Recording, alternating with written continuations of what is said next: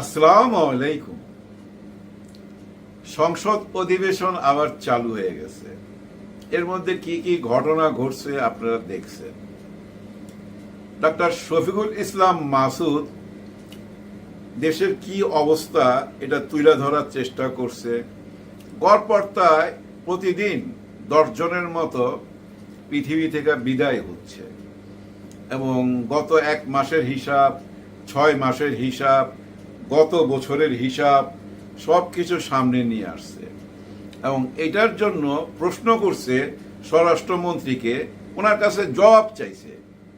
আমাদের মাননীয় স্পিকার যখন স্বরাষ্ট্রমন্ত্রীকে বলল যে আপনি জবাব দেন, উনি দাঁড়ায়া বলতেছে এইটা কি শাহবাগ স্কয়ার? দেখছেন কথাটা কিরকম? এটা কি শাহবাগ স্কয়ার? আবার দেখেন কিছুক্ষণ পর হাসনাত আব্দুল্লাহ সেম অভিযোগটা সামনে নিয়ে আসছে। হ্যাঁ, গড়পড়তায় 10 জন প্রতিদিনই পৃথিবী থেকে বিদায় হচ্ছে। অতীতের হিসাব এবং বর্তমান সরকারের হিসাব সবকিছু সামনে তুলে আনছে, একেবারে লিখিত, কিন্তু লিখিত। এবারও স্পিকার সাহেব আমাদের স্বরাষ্ট্রমন্ত্রীকে বলল আপনি জবাব দেন। উনি জবাব দিতে ওইটা এবার বলতেছে এটা কি পল্টন ময়দান পাইছেন? এটা সংসদ ভবন, এখানে সংসদীয় ভাষায় কথা বলতে হবে। আচ্ছা, আপনারা কখনো পল্টনে বা এই শাহবাগ স্কয়ারে আমাদের সালাউদ্দিন সাহেবকে দেখছেন? আমি তো দেখি নাই। উনি এই শাহবাগের আর এই পল্টনের মর্মটা বুঝবে না। আর এই পল্টনে রক্ত ঝরে বইলেই তো আপনারা সংসদে যাইতে পারেন।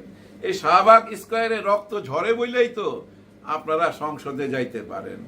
আমাদের এই যে আন্দোলনের সূতিকাগারই তো হচ্ছে পল্টন আর এই শাহবাগ স্কয়ার। যে কোনো অভিযোগ করলেই ওনারা ওই একটা কথা বলে, এটা কি পল্টন পাইছেন? সংসদীয় ভাষায় কথা বলেন। ভাই, কি সংসদীয় ভাষায় কথা বলবে? এই সংসদ থেকে কি দিছেন গত 55 বছর আমাদেরকে? আমরা দেখি নাই, কিন্তু এই পল্টন, এই শাহবাগ স্কয়ার আমাদেরকে অনেক কিছু দিছে। এই দেশের অনেক পরিবর্তন আসছে এই পল্টন থেকে, শাহবাগ স্কয়ার থেকে। আপনাদের এই সংসদ ভবন থেকে কোনো পরিবর্তন আসে নাই, আপনারা আনতে পারেন নাই। আপনারা এই সংসদটাকে বানায় ফেলাইছেন, বুঝছেন, একটা নাট্য মঞ্চের মতো। কেউ কিছু বললেই আপনারা দাবায় রাখতে চান, কোনো অভিযোগই কানে নিতে চান না। আপনারা সেরা, আপনাদেরকে বলতে হবে পৃথিবীর সেরা স্বরাষ্ট্রমন্ত্রী, বাংলাদেশের সেরা স্বরাষ্ট্রমন্ত্রী। দেশের আইন শৃঙ্খলা নিয়ে কোনো প্রশ্ন করলেই ভাই উনি বলে অপরাধ হচ্ছে, ওকে, কিন্তু অপরাধী তো ধরা পড়তেছে।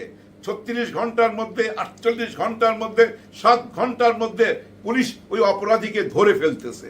অপরাধীদেরকে পুলিশ ধরে ফেলতেছে, যার জন্য ওনাকে বাহবা দিতে হবে। উনি সফল স্বরাষ্ট্রমন্ত্রী। মাঝখানে একবার শুনছিলাম ওনাকে চেঞ্জ করবে, বদলি হবে, অন্য একজন আসবে। ওই যে এনি সাহেবের আসার কথা, সেটার কি হলো বুঝলাম না। ওনাকে কেন বদলাইলো না? তার মানে সরকার বুঝাই দিল সালাউদ্দিন আহমেদ সাহেব সফল স্বরাষ্ট্রমন্ত্রী, ওনার কোনো খুঁত নাই, উনি 100% সফল। হ্যাঁ ভাই, উনি সফল। উনি তো ভাই আসলেই সফল। কারণ কি জানেন? উনি কিন্তু সবাই কথা বলে, এমনকি প্রধানমন্ত্রীর কথাও উনি বলে, সমস্ত মন্ত্রণালয় উনি দেখে। উনি ছাড়া অন্য কেউ নাই, একাই, বুঝছেন, এই স্বরাষ্ট্রমন্ত্রী এই বিএনপি কে টাইনা নিয়ে যাইতেছে। উনি ছাড়া আর কেউ নাই। বিএনপির অন্য কোন নেতাকে দেখছেন সংসদে বা সংসদের বাইরে মিডিয়াকে ফেস করতে, মিডিয়ার সামনে কথা বলতে? উনি সংসদে যেভাবে কথা বলে, মিডিয়া তো এইভাবেই কথা বলে, পুরি দিয়া সব উড়াইয়া দেয়, তুচ্ছ তাচ্ছিল্য করে বিরোধী দলকে। যার জন্য ডাক্তার শফিকুর রহমান স্যার আজকে কিন্তু অনেকটা খেপেই গেছে। এতটা রাগ করতে ওনাকে দেখি নাই। উনি বলছে যে আপনি কি পাইছেন? আপনি কি মানুষকে মানুষ মনে করেন না? নিজেকে কি মনে করেন? আবার ওই কথাও তুলছে, আপনি কি আমাদেরকে ছাত্র মনে করেন? কারণ উনি বলছিল আমি শিক্ষক, এই সংসদের আমি শিক্ষক। কে শিক্ষক? সালাউদ্দিন সাহেব। উনি নিজেকে শিক্ষক দাবি করছে, উনি শিক্ষা দিতে এই সংসদে আসছে। তার মানে বাকি সবাই ছাত্র, উনি শিক্ষক।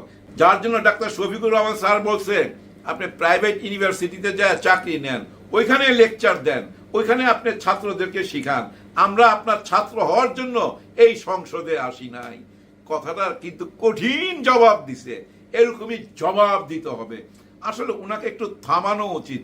কারণ কি জানেন, বিএনপির ভিতরে কেউ উনাকে থামাইতে পারবে না, বিরোধী দলকেই থামাইতে হবে উনাকে। সালাউদ্দিন সাহেবের ভিতরে না অনেক অহংকার, ওনার বডি ল্যাঙ্গুয়েজে, কথাবার্তায় বোঝা যায় যে ওনার অনেক অহংকার। বিরোধী দলের কোনো কথাই শুনতে চায় না, কেউ কিছু বললেই বলে এটা কি পল্টন পাইছেন, এটা কি শাহবাগ স্কয়ার পাইছেন। আরে শাহবাগ স্কয়ারে আপনি কখনো যান নাই বইলা শাহবাগ স্কয়ারের মর্মটা বুঝবেন না, পল্টনের মর্মটা বুঝবেন না। আর আপনি সবাইকে ছাত্র মনে করেন কেন, সেটাও তো বুঝি, কারণ আপনি একটা সময় আমাদের মাননীয় প্রধানমন্ত্রীকে লেখাপড়া করাইতেন, আপনি শিক্ষক ছিলেন, ওই বাড়িতে শিক্ষক ছিলেন আপনি, যার জন্য আপনার মেন্টালিটি এমন একটা অবস্থা হয়ে গেছে যে আরে আমি প্রধানমন্ত্রীকে শিখাইছি, প্রধানমন্ত্রী আমার কাছে লেখাপড়া শিখছে, আমি তার টিচার, তোমরা সবাই আমার ছাত্র, আমি তোমাদের শিক্ষক। ওই মানসিকতা আপনার ভিতরে চলে আসছে। সালাউদ্দিন সাহেব একটু থামার চেষ্টা করেন আর একটু বোঝার চেষ্টা করেন। ওনাদের মন মানসিকতাটা কেমন জানেন, যে এখন তো আওয়ামী লীগ নাই, কোনো শক্ত বিরোধী দল নাই, আর এই জামাতে ইসলাম, এনসিপি, এরা তো সবাই বাচ্চা কাচ্চা, এরা কি আন্দোলন করবে। সত্যি সত্যি তেমন কোনো আন্দোলন কিন্তু রাস্তাঘাটে হয় নাই, যার জন্য ওই পাত্তা দিতেছে না। কিন্তু জুলাই সনদপত্র আর গণভোটের অধিকার না দিয়া আপনারা 5 বছর পার করতে পারবেন না, কোনো মতেই পারবেন না। এই দেখবেন কিছুদিনের মধ্যেই আন্দোলন শুরু হয়ে যাবে। আমরা আন্দোলন বলতে যেটা বুঝি, আন্দোলন বলতে এই দেশের মানুষ কি বুঝে জানেন, হরতাল, অবরোধ, সেগুলো তো চোখে দেখতেছে না, যার জন্য সরকারি দল মনে করতেছে বিরোধী দলের আন্দোলন করার কোনো ক্ষমতাই নাই। এটা ভুল ধারণা, একটু অপেক্ষা করেন। জুলাই সনদপত্র আর গণভোটের অধিকার কিভাবে ছিনিয়ে নেয় আপনারা নিজেরাই দেখতে পাবেন। পল্টন আর শাহবাগ নিয়ে যে ব্যঙ্গ করলেন আপনি, এখান থেকেই আন্দোলন শুরু হবে, এখান থেকে অতীতেও আন্দোলন হয়েছে, এখনো আন্দোলন হবে। আপনাদের এই সংসদ ভবন আমাদেরকে কিছুই দিতে পারে নাই, এই জাতিকে কিছুই দিতে পারে নাই। গত 55 বছরও দেখছি, বর্তমানেও দেখতেছি, মিনিটে 2 লক্ষ টাকা খরচ কইরা জাতিকে আপনারা কি দিতেছেন, একেবারে আয়নার মতো পরিষ্কার। এই সংসদ থেকে কিছু দিতে পারেন নাই। জাতিকে যদি কিছু দিতে পারে, ওই পল্টনই দিছে আর ওই শাহবাগ চত্বরে দিছে, যেটা নিয়ে আপনারা তুচ্ছ তাচ্ছিল্য করেন। কারণ কি জানেন, বর্তমান যে প্রধানমন্ত্রী আছে উনি কিন্তু এই শাহবাগ থেকে আসে নাই, বা এই পল্টন থেকে উঠে আসে নাই, উনি আসছে লন্ডন থেকে, যার ফলে আপনারা শাহবাগ আর এই পল্টনের মর্মটা বুঝতে পারবেন না। কিন্তু জনগণ বুঝতে পারে শাহবাগ কোথায় আর পল্টন কোথায়। আপনারা চিনেন এই সংসদ ভবন, আমরা চিনি কিন্তু ওই রাস্তা, ফুটপাত, এই ফুটপাত থেকেই আন্দোলন শুরু হবে। কিসের আন্দোলন? গণভোটের আন্দোলন। ওই যে 70% মানুষ ভোট দিছে, সেটা হজম করে ফেলবেন, অসম্ভব, করতে পারবেন না। যদি সেটা হজম করতে পারেন তাহলে আমি লেখা দিতে পারি, শেখ হাসিনা তো 16-17 বছর ছিল, আপনারা আগামী 50 বছর থাকতে পারবেন। আপনারা আগামী 41 সাল কেন 50 সাল পর্যন্ত পার করে দিতে পারবেন, যদি এই গণভোটের অধিকার আদায় না করতে পারে এই বিরোধী দল। আর এই বিরোধী দলও ধ্বংস হয়ে যাবে ভাই, মাটির সাথে মিশা যাবে এই বিরোধী দল যদি গণভোটের অধিকার আদায় না করতে পারে। ওনাদের কোনো রাজনীতি থাকবে না। 24কে খেয়ে দেওয়ার সব রকম অ্যারেঞ্জমেন্ট কিন্তু ভিতরে ভিতরে চলতেছে। দেখেন না, ওই যে মিরপুর স্টেডিয়াম থেকে, এর মধ্যে তো আপনারা দেখছেন মিরপুর স্টেডিয়াম থেকে ওই যে তামিম নামে একজন আছে না, শেখ হাসিনার দালাল ছিল, শেখ হাসিনার সাথে শেখ হাসিনার যাওয়ার 3 দিন আগেও দেখা করছিল, সেই তামিম আবু সাইদের নামটা এখান থেকে সরাই দিছে ওই স্টেডিয়াম থেকে। এভাবে সব জায়গা থেকে মুইচা ফেলতে চায়।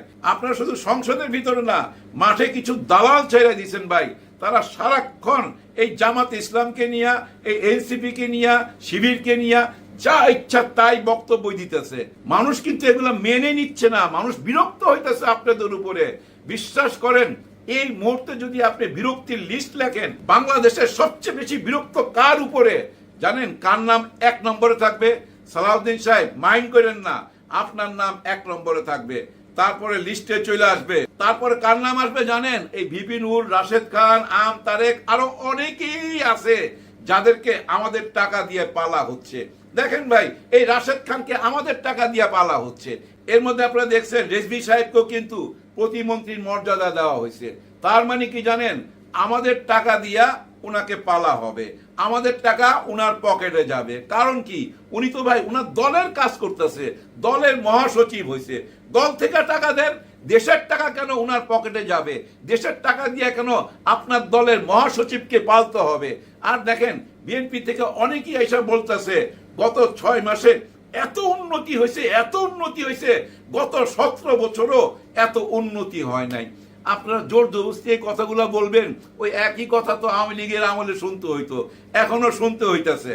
আইন কানুন দেশে এত খারাপ অবস্থা, এত বিশ্রী অবস্থা, সেটা কিন্তু মেনে নিতে রাজি না।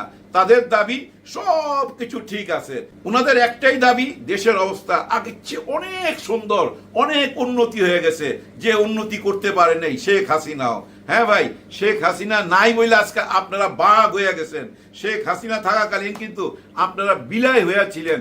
আমরা দেখছি তো, কেউ কোনো কথা বলতে পারতেন না, না সংসদে বলতে পারতেন, না বাইরে বলতে পারতেন। এই সংসদের ভিতরে আপনাদেরকে এমন ভাবে ধোলাই করা হইতো, আমরা এগুলো চোখে দেখছি। যেভাবে আপনারা এখন নিজেরা ধোলাই করতেছেন এই বিরোধী দলকে, আপনাদেরকে সংসদে যেভাবে কোন ঠাসা করে রাখছিল আওয়ামী লীগ, আপনারা ঠিক ওই একই কাজ করতেছেন।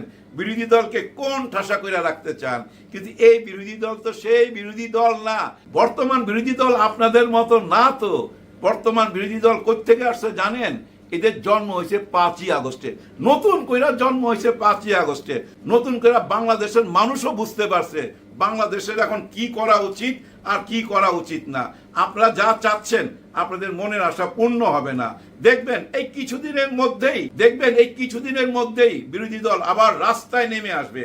Already doctor Shafiqur Rahman sir বলে দিছে, আপনারা যেভাবে তুচ্ছ তাচ্ছিল্য করেন, আমাদের তো এই সংসদে থাকা উচিত না। এখানে থেকে আমরা কি করুম? এখানে বসে থেকে কোনো লাভ আছে?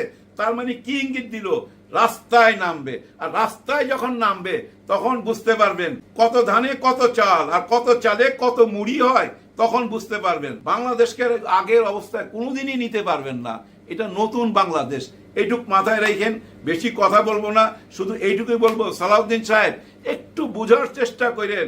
আপনি ছিলেন শিলংয়ে, বহুদিন ছিলেন, আর ওনারা ছিল এই রাস্তায় মাঠে, জমের সাথে লড়াই করে গেছে। তো এই রাস্তাঘাটে আওয়ামী লীগ তো জমের মতো ছিল, ওই জমের সাথে লড়াই করে টিকা আছে।